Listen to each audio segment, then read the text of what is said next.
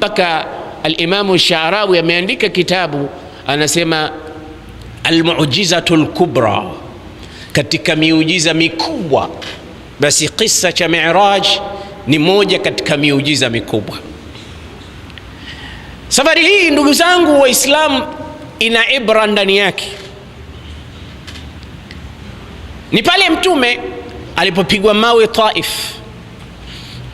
ni pale Mtume alipoondokewa na mkewe mpenzi Bibi Khadija na kuondokewa na ammi yake alikuwa ni msaada mkubwa kwake Abu Talib, na kufukuzwa na kutengwa na watu wake, watu wa Maka. Alhamdulillahi rabbil alamin, nahmaduhu wa nasta'inuhu wa nastahdihi wa nastaghfiruhu wa natubu ilayhi wa nu'minu bihi wa natawakkalu alayhi wa nuthni alayhi alkhayra kullahu wa nashhadu an la ilaha illa Allah wahdahu la sharika lahu wa nashhadu anna sayyidana wa nabiyyana Muhammadar Rasulullah. أشهد أنه بلغ الرسالة وأدى الأمانة ونصح الأمة ومحى الظلمة وكشف الغمة وجاهد في الله حق جهاده حتى أتاه اليقين. فجزى الله سيدنا محمدا خير ما جزى به نبيا عن أمته ورسولا عن قومه. اللهم صل وسلم وبارك على هذا النبي الأمين وعلى آله وأصحابه أجمعين، وبعد. أما بعد، فيا أيها الناس، أوصيكم ونفسي بتقوى الله. اتقوا الله تعالى واتبعوا سنة نبي الله، واعلموا أن الفوز للمتقين. ومن لم يلبس ثيابا من التقى تقلب عريانا ولو كان كاسيا. Watukufu wa Islam, na wahusia na kuihusia nafsi yangu kumwogopa Allah na kutekeleza sunna na mwendo wa Bwana Mtume Muhammad sallallahu alayhi wasallam. Alqawlu arrajih fi qissati al-Isra wal Mi'raj, kauli iliyopokewa na wengi kuhusu safari ya Isra na Mi'raj ni kwamba safari hii ilikuwa katika mwezi mtukufu wa Rajab, usiku wa kuamkia mwezi 27, sawa bin sawia na siku ya leo. Lakini mwezi wa Rajab vile vile ni moja katika miezi minne mitukufu ambayo Mwenyezi Mungu ametuambia tusidhulumu nafsi zetu kwa kuyatenda maovu ndani yake au kukosa kutilia maanani vitendo vizuri vya kutendwa ndani ya miezi hiyo. Ulama wamesema mwezi wa Rajab ni ibaratun an 3 ahrufin, ni herufi 3 tu. Ukitamka kilima cha Rajab utapata herufi ya ra na jim na ba, Rajabun. Ulama wakasema tafsiri ya re katika Rajab ni rahmatullahi alladhi tanzilu ala ibadillah, rehma za Mwenyezi Mungu zinazomiminika katika mwezi huu wa Rajab kwa waja wema. Allahumma ja'alna minhum. Waljimu jurmul insan, na jim ya Rajab ni dhambi za mwanadamu. Aljim jurmul insan, dhambi na maasi na matendo machafu ayatendayo mwanadamu, ndo jurmul insan. Walba'u birrullah, ba wema wa Mwenyezi Mungu unaomiminika katika huu mwezi wa Rajab kwa waja wa Mungu. Kwa hiyo rahmatullah, jurmul insan wa birrullah, rehma za Mungu, dhambi za mwanadamu katikati, mwisho wema wa Mwenyezi Mungu. Fajurmul insani baina rahmatillahi wa birrihi, Kwa hiyo dhambi za mwanadamu ziko katikati, zinapigwa vita, zinasuguliwa, zinachafuliwa, zinaharibiwa na wema wa Mwenyezi Mungu na rehma za Mwenyezi Mungu. Kwa maana kwamba ni nyakati ambazo dhambi zinachomwa, dhambi zinafukuzwa, uovu unapigwa vita. Kwa maana kwamba mtu ajitahidi kuongeza mema, sio mabaya, katika miezi mitukufu kama hii. Watukufu wa Islam, kisa cha Mi'raj na Isra ni safari mbili hizi. Al-Isra'u ibaratun ar-rihlati al-ardiyya min al-masjid al-haram ila al-masjid al-aqsa. Maana ya Isra ni safari aliyosafiri Mtume kutoka Makka kwenda Baitul Maqdis, na safari ya Mi'raj ibaratun ar-rihlatin samawiyatin, ni safari ya mbinguni, min al-masjid al-aqsa ila ma fawqa sidrati al-muntaha. Kwa hiyo ni safari mbili tofauti, Isra na Mi'raj, lakini ni safari ndefu mno katika historia ambayo ilichukua wakati mdogo sana. Ni safari ndefu sana iliyochukua muda mchache sana. Hata baadhi ya ulama wakathubutu kusema, laqad usriya an-nabiy wa aada ila baitihi wa lam yazal firashuhu dafia. Alikwenda Mtume Mi'raj, alikwenda Mtume mpaka Sidratul Muntaha mbinguni, na akarudi akalikuta godoro lake bado lingali moto. Kwa maana kwamba ni muda mchache tu aliondoka na kurudi. Subhanallah, ni safari iliyokuwa na miujiza. Bali watunzi wa vitabu wakitaka kuelezea kisa cha Mi'raj usema ni qissatun khariqatun lil'ada, ni habari ambazo zinavunja ile kawaida ya mwanadamu. Akili zetu zina mipaka yake, na zinapomzungumzia Mungu na miujiza yake zinapaswa zisimame katika mipaka yake. Bila ya kusimama akili katika mpaka wake, ufika wakati ukamfanyia maskhara Mwenyezi Mungu na mtume wake. Lakini unapokumbuka hii akili kwamba ina mpaka wake, iambie akili yako, qif inda haddak, qif inda haddika ayuha al-aql.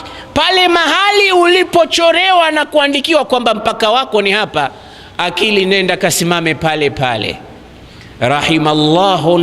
Rahimallahu mra'an au rajulan, mtu huwa anamrehemu mtu yoyote, Mwenyezi Mungu anamrehemu mtu yoyote ambaye arafa makanahu wa waqafa indahu, arafa qadrahu wa waqafa inda haddihi.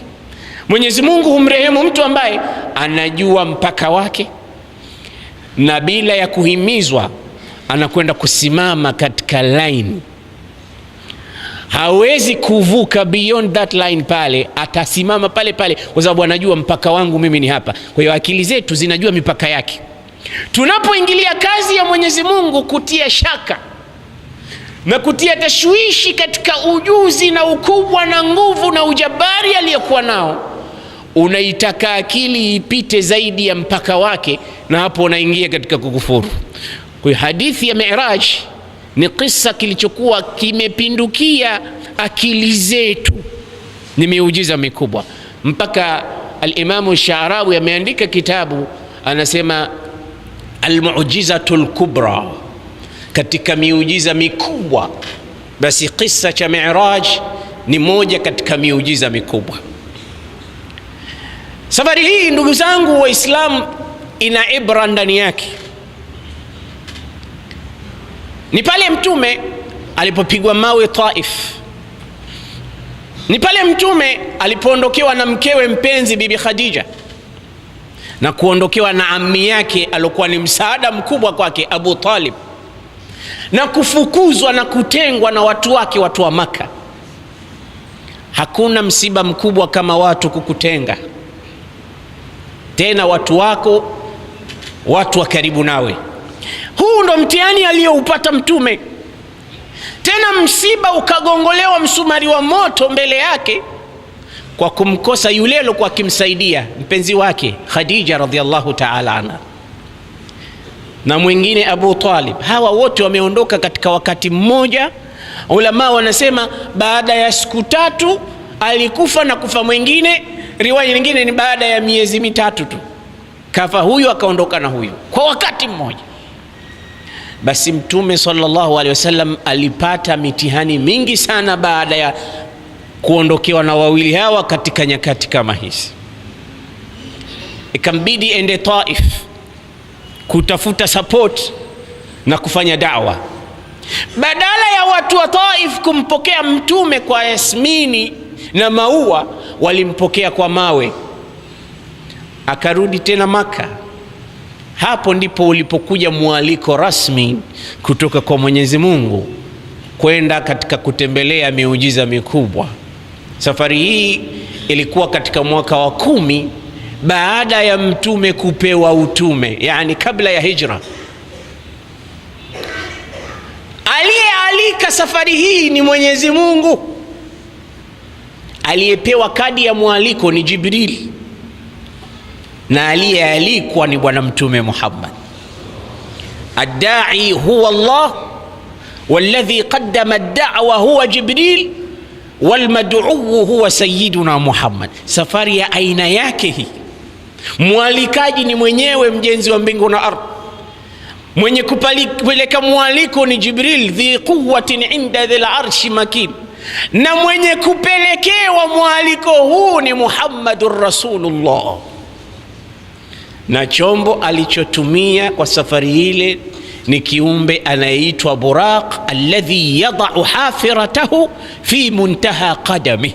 Pale anapoona mwisho wa peo wa macho yake ndipo anapoeka mguu wake kwa spidi aliyokuwa nayo. A'udhu billahi minash shaitanir rajim. Bismillahir rahmanir rahim. Subhanalladhi asra bi'abdihi laylan minal masjidil harami ilal masjidil aqsa alladhi barakna hawlahu linuriyahu min ayatina innahu huwas samiul basir. Kisa cha Mi'raji kimesimuliwa katika Qur'an. Na ni kwa nini kisimuliwe kwa njia ya subhana? Mwenyezi Mungu ameanza kilima cha subhana kwa sababu watu wapo mpaka leo wanadai kwamba Mtume alipewa power tu ya kutizama mbinguni hivi, akatizama kuanzia Maka alipokuwa, macho yakapasua mbingu 7 mpaka yakafika katika Sidratil Muntaha, lakini kwenda yeye hakwenda, ni kutizama tu. Mungu amempa power, macho yakapasua yakaona mpaka baada ya Sidratil Muntaha, lakini kwenda kwake itakuwaje ende safari kama hiyo? Wapo wanaosema hivyo. Wapo wengine ambao wanasema Mtume alikuwa naota usingizini tu kwamba kenda mpaka baada ya mbingu 7 kisha akaota amerudi.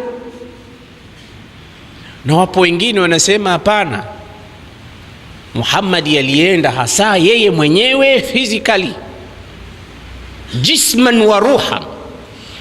Na hawa ndio wako katika sawabu, kwa sababu Mwenyezi Mungu Subhanahu wa Ta'ala alipojua kwamba suala hili litakuwa zito kwa viumbe wake, ndipo alipoanza hadithi ya Isra kwa kilima cha subhanalladhi, ametakasika na kila upungufu yule Mola ambaye kwamba ikiwa unagomba unahoji kwamba Mungu hawezi kumpeleka Muhammadi safari hii na akamrudisha ndani ya usiku mmoja, jua kwamba unazungumzia yule ambaye hashindwi na jambo lolote, ametakasika na kila sifa ya upungufu.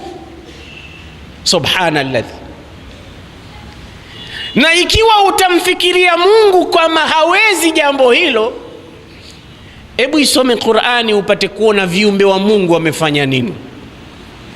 Sulaiman ibn Daud alipokuwa amekaa pamoja na viumbe wengine, wanadamu na majini. Miongoni mwa hao ni mawaziri wake na washauri wake. Aliwauliza swali, nimepeleka barua Saba na muda mchache namtarajia malkia wa Saba Balqis atafika hapa.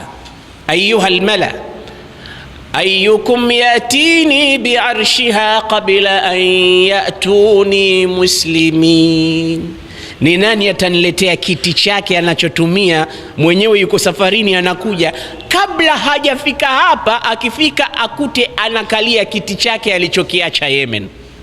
Na masafa ni mbali, masafatun baina Falastin wa Saba, kutoka Sham mpaka Yemen ni masafa, lakini msafara kule umeshaondoka, wameacha kiti huko. Suleimani anakiagiza, anakitaka kiti kile ayatumie mwenyewe. Qur'ani inasemaje? Qala ifritun min aljin ana atika bihi qabla an taquma min maqamik. Ifrit min aljin akasema, Suleimani, hiyo kwa ni kazi ndogo, nitakileta hicho kiti kabla hujasimama katika mahakama yako hii, katika jalsa yako hii, mimi nitakuwa kiti nishakileta. Wa inni alayhi la khawiyun amin, na mimi ni muaminifu juu ya hilo. Ni muaminifu kwa sababu kiti kilikuwa kina kila aina ya marembo, kuna lulu, kuna almasi, kuna kila aina ya marembo, kimepambwa. Kwa hiyo muaminifu wangu njiani humo siwezi kudokoa nikauza. Aminun, muaminifu tena na nguvu. Kiti ni kikubwa, nitakibeba, nitakileta, usiwe na wasiwasi. Suleimani akazunguka kuwatizama wengine kama kuna mmoja anaweza kukileta kiti kwa muda mchache kuliko huo. Waqala alladhi indahu ilmun min alkitabi ana atika bihi qabla an yartadda ilayka tarfuk فلما رآه مستقرا عنده قال هذا من فضل ربي ليبلوني أأشكر أم أكفر ومن شكر فإنما يشكر لنفسه ومن كفر فإن ربي غني كريم.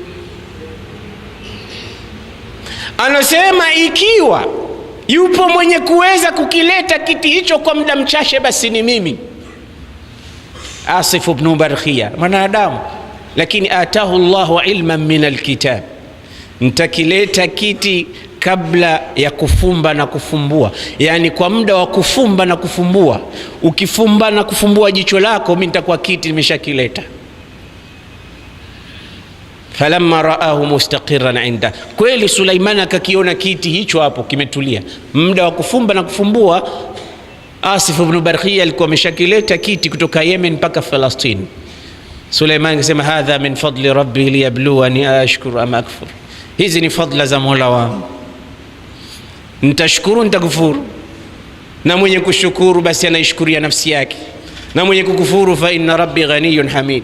Aya, ikiwa Suleimani ameweza kukileta kiti kwa muda mchache, aqalla min tarafati ain, kwa nini akili yako imuhoji Mwenyezi Mungu kuweza kumpeleka Muhammad na kumrudisha katika usiku mdogo sana? Na Mungu ni yule ambaye anasema, innama amruhu idha arada shay'an an yaqula lahu kun fayakun فسبحان الذي بيده ملكوت كل شيء وإليه ترجعون. Kazi yake Mungu akitaka jambo liwe, naliambia tukua na linakuwa. Basi hivyo hivyo alisema safari ya Isra na Mi'raji kuwa na ikawa kwa muda apendao mwenyewe. Ndio maana ulamaul balagha wakasema, lamma qala asra bi'abdihi laylan, yani ba'dun min al-layl. Laylan kwa nakira ni juz'un min al-layl, ni kifungu kidogo katika usiku. Haikuwa 24 hours, ilikuwa ni muda mchache sana ndani ya usiku. Safari hii ilichukua place, ilichukua nafasi yake. Tizama Sayyiduna Muhammad alionyeshwa nini? Moja katika aloyaona, Mwenyezi Mungu asema linuriyahu min ayatina, tunataka tumuonyeshe alama zetu. Aliona moto, aliona pepo, aliona mito, aliona sidratul muntaha, mkunazi ambao kila kitu kinachotoka chini kinakomea hapo hapo, hapafikiwi na mtu yoyote mwingine. Alifika mtume mpaka Jibril alipofika sehemu ile, kwa pawa iliyokuwa pale hakuweza tena kupiga ubawa, akaruka. Na hapa ndipo mtume alipopata fursa ya kuona mwili na maumbile ya Jibril mara ya pili katika sura alomuumba Mungu. Qur'ani inasema katika suratul Najmi, wa laqad raahu nazlatan ukhra inda sidratil muntaha. Alimuona tena Muhammad kumuona Jibril kwa mara ya pili hapo sidratil muntaha. Anasema fa idha bi Jibrila, nikamuona Jibril, Mwenyezi Mungu khalaqahu, amemuumba maumbile yake, lahu 600 janah, ana mbawa 600 hizo, ma baina janahin ila janahin kama baina as-samai wal ard, baina ya ubawa mpaka ubawa mwingine masafa yake ni kama baina ya mbingu na ardhi. Jibril kiumbe mkubwa, mtume anamuona kwa jicho lake, lakini kwa nguvu iliyokuwepo pale mahali walipofika, bwana mtume anasema fa idha bi Jibril kalhilsil bali, nikamuona alivyoshindwa na nguvu ya pawa iliyokuwa pale, amekuwa kama pamba iliyomwagiwa maji. Zile mbawa 600 zote na nguvu za Jibril, ambaye kasifiwa na Mwenyezi Mungu, dhi quwwatin inda dhil arshi makin, allamahu shadidul quwa dhu mirratin fastawa. Nguvu zote hizi mtume anasema nikamwona kama pamba ikiwa kilo 20 kitu wa maji, utaona kama ni kidude cha tennis, kile kipira cha imesinyaa imerudi. Ndivyo alivyomuona mtume kumuona Jibril katika sehemu walipofika. Sehemu hii ina nguvu sana. Hata Ahmad Shauqi akasema asra bika Allahu laylan idh malaikuhu warrusulu fil masjidil aqsa ala qadami. Asra bika Allahu laylan idh malaikuhu warrusulu fil masjidil aqsa ala qadami. لما خطرت به التفوا بسيدهم كالشهب بالبدر أو كالجند بالعلم. صلى وراءك منهم كل ذي خطر فمن يفز بحبيب الله يأتمم. حتى بلغت سماء لا يطار لها على جناح ولا يخطى على قدم. فقيل كل نبي عند رتبته ويا محمد هذا العرش فاستلم. Anasema wewe Muhammad, kwa fadhila alizokupa Mwenyezi Mungu, asra bika Allahu laylan idh malaikuhu warusulu fil masjidil aqsa, alikupeleka akawakusanya malaika wote, akawakusanya mitume wote na baadhi ya malaika katika msikiti wa Aqsa. Hakuna hata sehemu ya kutia mguu kwa jinsi ulivyojaa. Hafla hii yameandaliwa Muhammad. Lamma khatarta bihi iltafu bisayidihim, na alipofika sehemu ile wakazongea wakamzunguka mtume. Kashubi bilbadri au kaljundi bilalami, kama unavyoona mwezi umezungukwa na nyota, alizungukwa mtume na ndugu zake na malaika. Kama unavyoona bendera imezungukwa na jeshi, ndivyo walivyomzunguka mtume, kila mmoja anamtizama, anataka kupata baraka ya kutizama uso wa mtume Muhammad. Wakasali nyuma yake.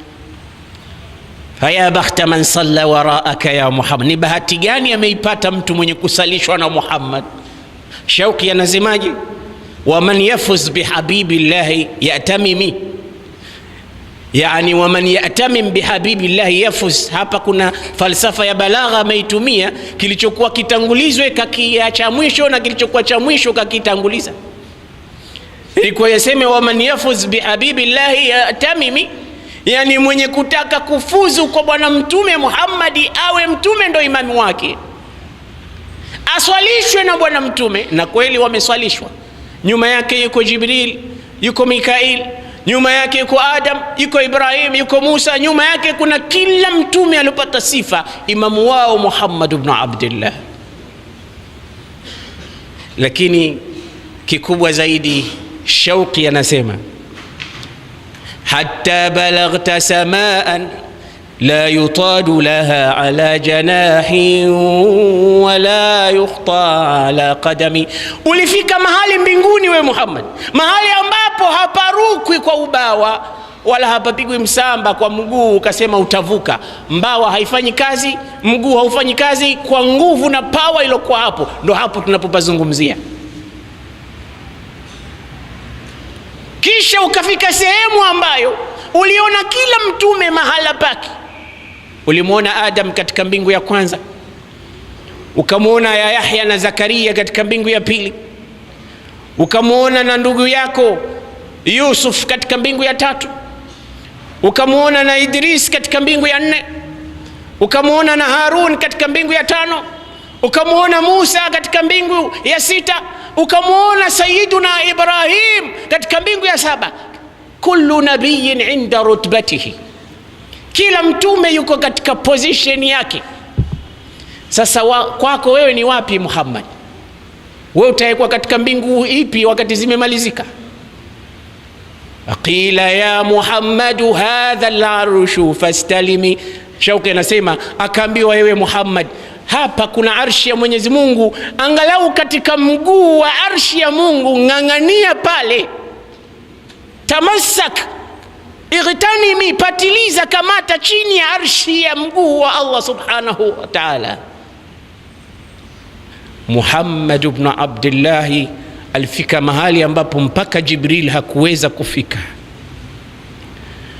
Ndugu zangu, Sayyiduna Ibrahim alituachia zawadi, mbali na zawadi alotuletea mtume katika safari ya Isra.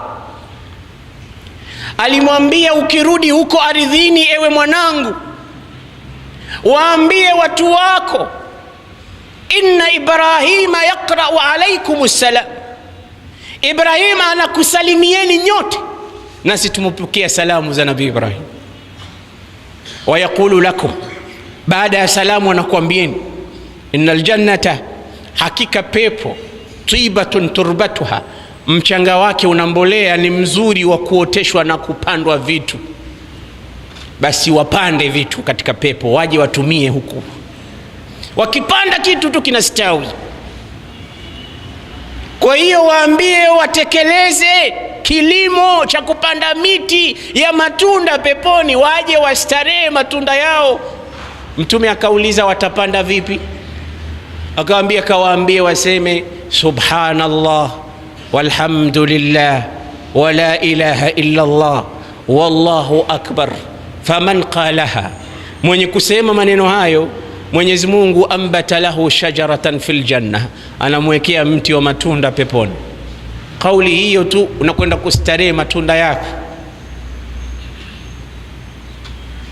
Mtume sallallahu alayhi wasallam alirudi katika safari yake hii katika muda ambao ni mdogo sana, na akawa ni mwenye kukaa katika jiwe la Hijri Ismail.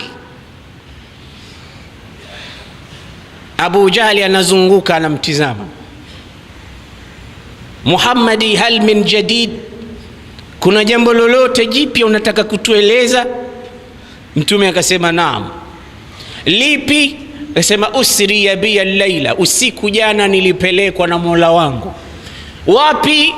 Akamwambia min huna ila al-masjid al-aqsa, nilipelekwa huko Baitul Maqdis. Akamuuliza, Muhammadi, unanitania? Sehemu ambayo sisi tunakwenda mwezi alafu kurudi tunaupiga mwezi mwingine, miezi miwili, unataka kuniambia umeenda usiku ukapamba ukiwa hapa, umerudi kabla hakujachomoza jua? Akamwambia naam. utawaeleza watu wengine kama unavyonieleza mimi nikiwakusanya? Kaambia ndio. Abu Jali akakusanya watu kwamba njoni, sitaki kushuhudia mimi tu uongo huu, nataka nanyi nyote mpate habari. Watu wakakusanywa, akamwambia Muhammad, waambie. Unasemaje Muhammad? Akasema nimepelekwa usiku wa jana, kisha nimepamba ukiwa hapa. Watu wakauliza umepelekwa wapi? Akamwambia Baitul Maqdis. Kisha umepamba ukiwa? Akamwambia naam. Basi kila mmoja, mwenye kupiga kofi kwa stihzai, mwenye kucheza mziki, mwenye kuimba, mwenye kupiga kelele, mwenye kufanya stihzai za aina, kila mmoja sema siku zote anadanganya, lakini leo uongo wake umepindukia mipaka. Haiwezekani, safari sisi tunakwenda miezi miwili, yeye aende ndani ya usiku mmoja alafu arudi. Na kwa hakika mpaka baadhi ya Waislamu waliokuwa na roho dhaifu na imani dhaifu walirtadi, wakatoka katika Uislamu, kwamba leo tumeaibika, kwa sababu wanajua mtume sio mtu wa safari. Wanafikiri amesema kwa bahati mbaya. Wao wanajua ni watu wenye kusafiri rihlata shitai wa saif. Wanasema hapa hesabu zake Muhammad zimekwenda kombo. Lakini Abu Jahl akasema kamuiteni Abu Bakr, yeye ndo kila anachoambiwa na bwana huyu sadaqta, akiambiwa kitu sadaqta. Sasa leo mwaiteni na hii pia aje aseme sadaqta. Akagongewa Abu Bakr, akaitwa, anamuuliza unaniitia nini? Anamwambia hal sami'ta ma qalahu sahibuk, umepata habari leo aloitoa sahibu yako? Akasema wa madha qala, akasema nini? Anasema qala annahu usriya, anasema amepelekwa usiku ila aina, ila albayt alaqsa, ila almasjid alaqsa, thumma asbaha baina dhahranina, kisha amepamba ukiwa hapa hapa. Abu Bakr akasema in kana qala faqad sadaq, kama kakwambieni huo ni ukweli mtupu. Abu Bakr pia hili unaliamini? Akamwambia naam, innani usaddiquhu bi'ab'adi min dhalik, mimi namuamini Muhammad hata kama atasema zaidi ya safari hiyo. Hata akiniambia ameenda mbinguni akarudi, hata hajaambiwa hapo kama kaenda mbinguni, mimi nitamuamini Muhammad. Na kweli akaenda Abu Bakr akamuuliza, ya Rasulullah unasemaje? Akamwambia Abu Bakr nimepelekwa. Akamwambia sadaqta ya Rasulullah, ni kweli yewe mtume wa Mwenyezi Mungu. Ndio maana akaitwa Abu Bakr ni as-Siddiq, hakuitwa Abu Bakr ni al-Kadhab. Kwa sababu gani? Ya kumsadikisha bwana mtume, na maneno yake na mambo yake yote ilikuwa ya ukweli. Hata siku moja alipokuwa anafuatana na mtume, wanatoka zao Makka wanakwenda zao Madina hijra, mushrikina walikuwa wameahidiwa watapewa ngamia 100 kwa kichwa cha mtume, akiwa haya akiwa amekufa. Basi mtume anaandamana na Abu Bakri. Jamaa mmoja anamuuliza, ya Abu Bakri man hadha? Yule bwana hamjui mtume lakini anamjua Abu Bakr. Anamuuliza, huyu alokuwa pamoja nawe nani? Abu Bakr akisema huyu bwana mmoja tu, atakuwa akasema uongo, na yeye si Abu Bakr ni al-Kadhab. Akisema huyu ni mtume, atakuwa akasema ukweli, lakini atakuwa amesema hatari, kwa sababu mtume anatafutwa na kichwa chake ni thamani ya ngamia kwa kipeleka. Kwa hiyo aseme nini? Akasema hadha hadin yahdini tariq, huyu ni kiongozi ananiongoza njia. Yule bedui akafikiria ni wale watu wanaokodiwa wakawaonyesha watu vichochoro vya Maka, basi nendeni. Kumbe Abu Bakar alikusudia huyu ndi yule muongozaji wa ile ihdina sirata almustaqim, ndo huyu Muhammad. Kwa hiyo akawa hakusema uongo na amesema ukweli, ukweli ambao yule bwana hakukamata chochote wala hakuna hasara yoyote. Huyu ndo Abu Bakr as-Siddiq. Ikiwa umeenda kweli Muhammad, tueleze msikiti uko vipi, sifa zake ziko vipi? Na hili ni swala zito sana. Hata imamu anayeswalisha hapa msikiti wa Kichangani, tukimuuliza tuambie nguzo za huu msikiti ni ngapi, kwa ghafla tu hajibu swali hili, kwa sababu shughuli yake sio kuja hapa kuja kuhesabu nguzo, yeye kuja hapa kusalisha na kufanya. Lakini ukimuuliza ziko feni ngapi hapa, swala zito sana, swala zito sana. Sasa mtume anaulizwa, tuambie kuna milango mingapi, kuna madirisha mangapi, ukoje msikiti? Lakini mtume alikuwa abqari, alikuwa genius zaidi ya hivyo. na mambo haya sio ya kwake, anapewa na Mwenyezi Mungu. Allamahu shadidul quwa dhu mirratin fastawa wa wasafa lahum baban wa nafidhatan wa shurfatan, akawasifia msikiti ulivyo, mlango, dirisha, korido, mpaka hali ya nje na mazingira.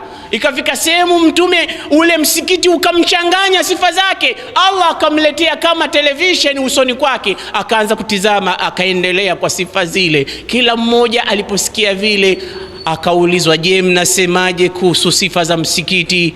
Wakasema alwasfu sadiqun lakinna alwasifa kadhab, sifa zote ni hakika, lakini mwenye kusifu tu ndo ana matatizo, na sisi ni mwongo. Hawakumwamini Mtume Muhammad. Ndugu zangu Waislamu, tumuombe Mwenyezi Mungu Subhanahu wa Ta'ala atupe imani ya kuamini ghaibi na kusimamisha sala.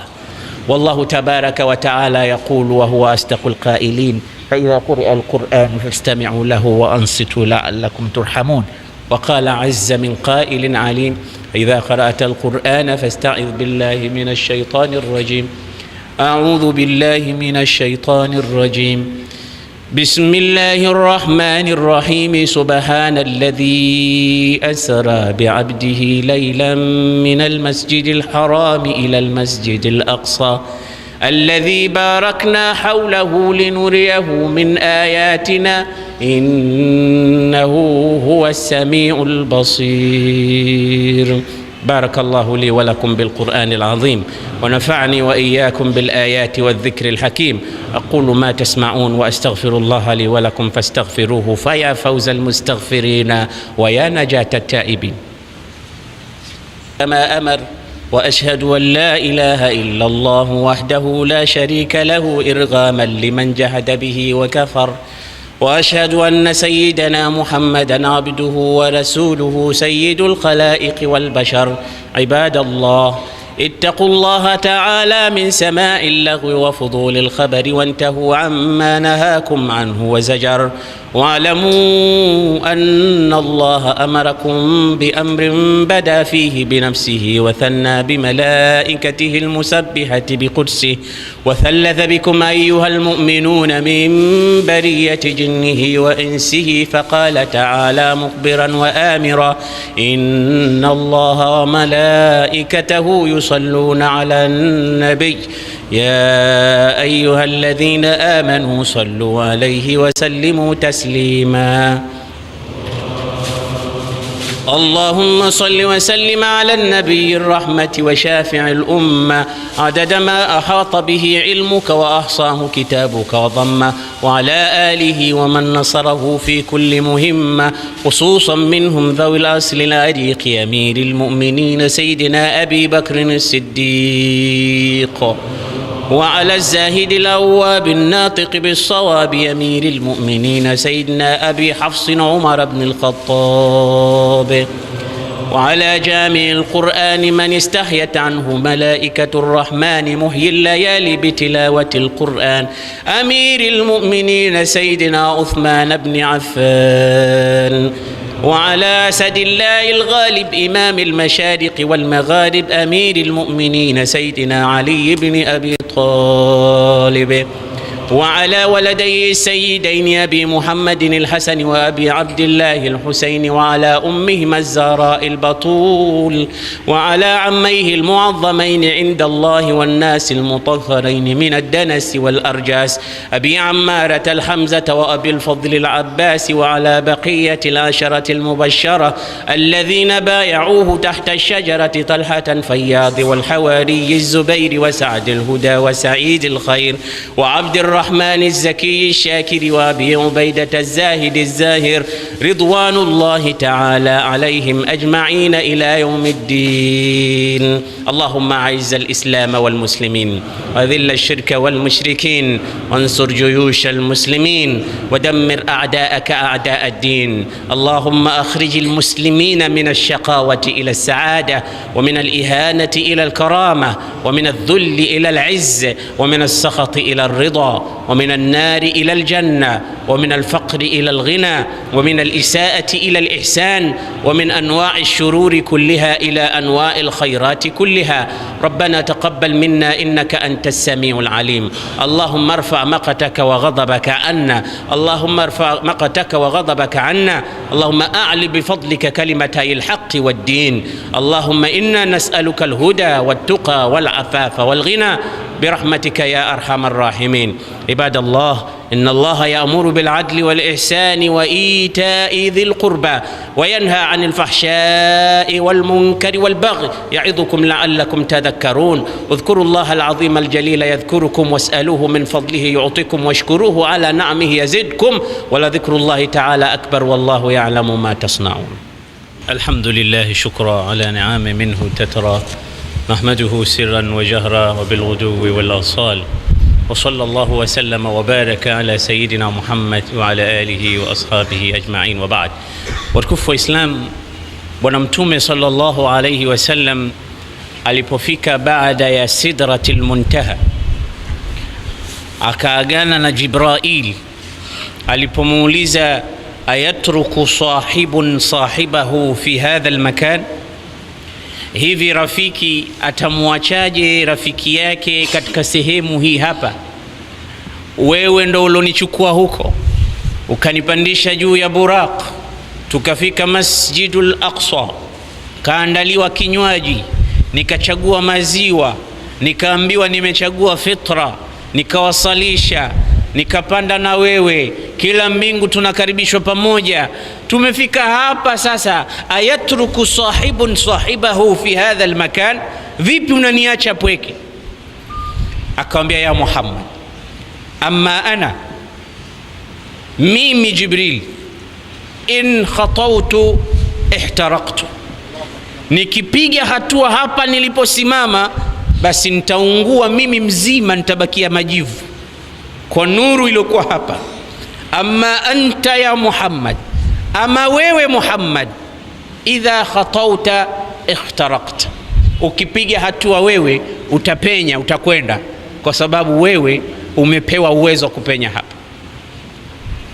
Mtume SAW likamchukua wingu likampeleka ila makanin sami'a fihi sarifa al-aqlam, akafika mahali ambapo alizisikia harakati za kalamu ikifanya kazi juu ya karatasi.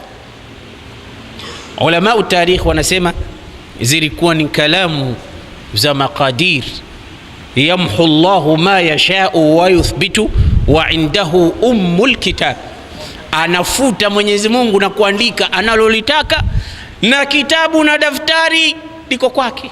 Hizi kalamu alizisikia Bwana Mtume sallallahu alaihi wasallam zikifanya kazi, lakini kulikuwa na nuru ambayo hawezi Bwana Mtume kuisifia, na wala ule mkunazi aliouacha Bwana Mtume mwenyewe alikiri, laysa hunaka ahadun yastati'u an yasifaha haqqa sifatiha, hakuna mtu anayeweza kuupa sifa yake. Sio mkunazi huu ambao tumeuzoea kuona wa miba na kunazi zake, anaujua mwenyewe, umeitwa sidra, neno lile lile la mkunazi, lakini anaujua Mwenyezi Mungu ulivyo.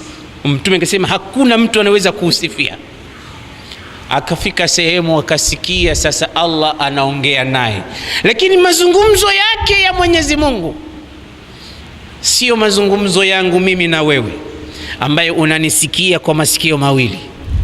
Mazungumzo aloongea Mwenyezi Mungu na mtume wake ni mazungumzo ambayo hayana herufi, ni mazungumzo ambayo hayawezi kupokewa na masikio tu, bali kila sehemu ya tundu ya nywele na umalaika wa Bwana Mtume ulikuwa ukiyasikia na kuyapokea maneno ya Allah subhanahu wa ta'ala. Lakini zilianza salamu, assalamu alayka ayuha nabiyu wa rahmatullahi wa barakatuh, amani iwe juu yako wewe mtume mtukufu wa daraja, na rehma za Mwenyezi Mungu na baraka zake. Sikiliza jawabu ya salamu ya mtume.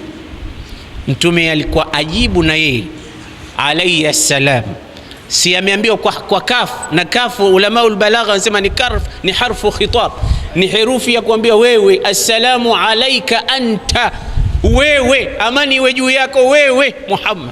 Yeye alikuwa asema alayya salam, ndiyo ya Rabbi iwe juu yangu mimi, wa ala ali baiti, na watu wa nyumbani kwangu, wa Fatimata binti, na Fatima binti yangu nampenda sana, ziwe kwetu sisi tu peke yake amani hizo. Lakini Mtume hakusema hivyo, akasemaje? Assalamu alaina ay ma'ashira al-anbiya jamia, ya Rabbi, salamu hizo na amani hizo zituenee sote mitume uliotutuma kuanzia Adam mpaka mimi wa mwisho.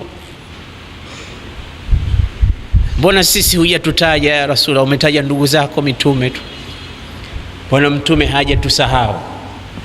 Akasema wa ala ibadillahi salihin, Allahumma ij'alna minhum. Assalamu alaina wa ala ibadillahi salihin, amani iwe juu yetu mitume na waja wote wa Mwenyezi Mungu wema, na Mungu atujalie ni hao waja wema. Vipi Mtume hakuwa na umimi, maradhi mabaya ambayo kila mmoja leo anapigana na nafsi yake asiwe nayo? Ukifika mahali ukiona mambo mazuri utatamani asije yoyote mwingine, uyapate wewe tu, na kama hukuyapata basi awe mkeo, mwanao na watu wa familia yako. Ukipata madaraka, wa kwanza unawakumbuka watu wako. Ukipata cheo, wa kwanza unakumbuka familia yako. Ukipata jambo lolote, nafsi yako kwanza, alafu watu wa karibu nawe. Mtume SAW hapa aliwakumbuka ndugu zake, jambo ambalo ni tofauti na viumbe wengine ambavyo Mungu amewajalia katika dunia hii. Habibun wa mahbubun fama tamma thalithun. Anasema hapa sasa ndipo walipokutana mpenzi na mpendwa, hakuna watatu wao, Mwenyezi Mungu na mtume wake. Mtume akataja baadhi ya sifa walizopewa ndugu zake. Ya Rabbi, umewapa mitume wenzangu hayo. Akataja Ibrahim, khulla, ule ubui. Wanasema ubui ni urafiki wa ndani zaidi ya rafiki. Maana Mwenyezi Mungu asema watakhadha Allahu Ibrahima khalila. Ibrahim ni rafiki wa Mungu, Mungu ana rafiki wake Ibrahim. Hata siku ya kufa Ibrahim alipoambiwa siku yako imefika, roho inatakiwa, akamwambia Israel, kamuulize Mungu, har raaita khalilan yumitu khalilahu, je, umemuona wapi rafiki anamuua rafiki yake? Unataka kuniua ya Rabbi? Si ulisema mimi rafiki yako, mbona unaniua? Mwenyezi Mungu alipopewa salamu na Israeli, kaambia mrudishie salamu, mwambie har raaita khalilan yakrahu liqaa khalilihi, umemuona wapi rafiki anachukia kwenda kuonana na rafiki yake? Mimi namuita yeye hataki. Sasa alipokuja kaambia Mungu anakuambia rafiki atakataaje mwito wa rafiki yake? Kaambia basi chukua roho, unaenda kukutana na Mwenyezi Mungu Subhanahu wa Ta'ala. Ukampa Musa uwezo wa kuongea nawe, ukampa Isa miujiza mikubwa, kila mtume anata. Basi akaambia wa anta ittakhadhtuka habiban, nimekufanya kipenzi changu Muhammad, bihaithu la yudhkaru ismi illa wa ma ismuk, jina langu halitotajwa duniani ila litatajwa pamoja nawe. La ilaha illa Allah Muhammadur Rasulullah. Nimekupa kauthar, nimekupa mto ambao inna a'tainaka al-kauthar, nimekunyanyua utajo wako, wa rafa'na laka dhikrak, nimekikunjua kifua chako, alam nashrah laka sadrak, nimekutakasa wewe mzima, wa innaka la ala khuluqin adhim, wewe ni mtu ulofika katika tabia ambayo hajafika kiumbe yoyote mwingine. Anasemaje Ahmad Shauqi kuhusu tabia? Anasema faqawwim an-nafsa bil akhlaqi tastaqimi, salahu amrika bil akhlaqi marji'uhu, kutengea kwa jambo lako, uzuri wa mambo yako yote reference yake ni tabia nzuri. Salahu amrika lil akhlaqi marji'uhu faqawwim an-nafsa bil akhlaqi tastaqimi, ipige msasa nafsi yako kwa kutumia silaha ya tabia nzuri, utajiona umekaa sawa. Bila ya tabia wewe Muislamu huna Uislamu wa haja, kwa sababu Mtume anasema akmalul mu'minina imanan ahsanuhum khuluqa, Muislamu alokamilika imani yake ni mzuri wa tabia. Nimekuchagua kipenzi, na nimekuita hapa nakupa 50 salawat, kaswali wewe na umma wako. Vipindi 50 vya sala ndugu zangu, ingekuwa ndivyo vilivyotufikia ingekuwaje? Leo hivi vipindi 5 vya sala tu, kuna watu wanatamani ingetoka tangazo, jamani pumzikeni msisali tena, basi mshasali muda mrefu. Ungeona watu wakisherehekea mabarabarani, nini hakuna tena sala. Lakini Mtume anasema as-salatu kahful mu'min, sala ndo mahala pa kupumzika kwa Muislamu. Lile pango lile la suratul Kahf, wale watu wa ajabu waliacha majumba yao, tena walikuwa watoto wa mawaziri, watoto wa matajiri, watoto wa kifalme, na nyumba za wafalme tunazijua, maisha yao ya tarafu tunayajua, lakini waliamua kuacha majumba yao wakaenda zao kukaa katika pango. Hakuna umeme, hakuna maji, hakuna zulia, hakuna chochote, na pale wakawa wana furaha zaidi kuliko walivyokuwa wakiishi katika majumba yao. Imani inafanya maajabu makubwa. Fa'u ila al-kahfi yanshur lakum rabbukum min rahmati wa yuhayyi lakum min amrikum mirfaqa wa tara ash-shamsa idha tala'at tazawaru an kahfihim dhata al-yamin wa idha gharabat taqriduhum dhata ash-shimali wa hum fi fajwatin min dhalika min ayati Allah man yahdi Allah fahuwa al-muhtadi wa man yudlil falan tajida lahu waliyan murshida. Hidayah ikikufika wewe, watu kufikiria kama una wazimu, unaacha nyumba yako, unasimama usiku, unatoa pesa zako, unapoteza wakati wako, eti dini tu. Dini gani hiyo? Kumbe umeshauonja utamu wa iman.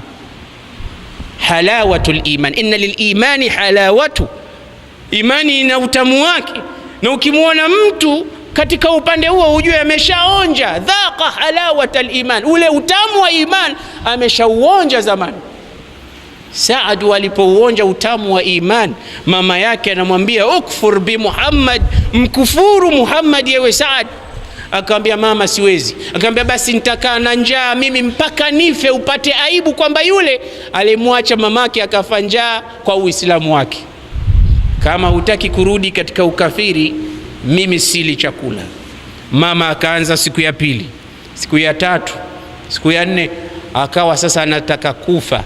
Saad akamwambia mama, kula utakufa bure, mimi sibadili dini baada ya kupata dini ya Muhammad.